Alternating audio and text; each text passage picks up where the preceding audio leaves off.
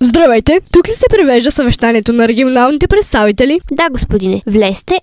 Его и шопа. Шен ли си, младеж? Шен? Не, аз съм софиянец. О, ти се забави толкова, с дека одиш. Чекаме, па се зачудехме, ке се почнале без тебе. Зер, без него зорлем, че се работи. Ама, моля? Зачи и без него. Не така.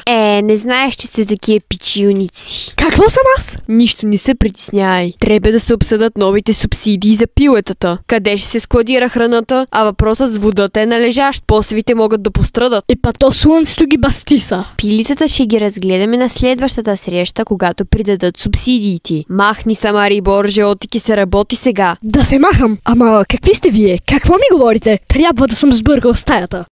Господине, свърши ли заседанието? Какво да е свършвало? То не е започвало. Вие ме пратихте в грешна стая. Как грешна? Там, където влязох, беше пълно с някакви селяни. Нищо не им се разбира. О, господине, ама не говорете така. Там са събрани регионалните представители от цяла България. Представители друг път. Събрани от кой въже? Само защото сте столичанин, не значи, че вашият говор е най-правилен. Всеки регион е известен с различен акцент. Не всички произнасяме думите еднакво, а и диалектите са много. Хората използват различни думи и изрази. Точно това прави езика толкова богат. Значи и аз имам диалект. Но разбира се, а и използвате софийски диалект. Това не значи, че само той е правилен. А вие? От коя част на България сте? Споделете с нас някой диалектен израз от вашия регион. И прочетете цялата новина, за да видите къде по света хората особено много се гордеят със своите диалекти.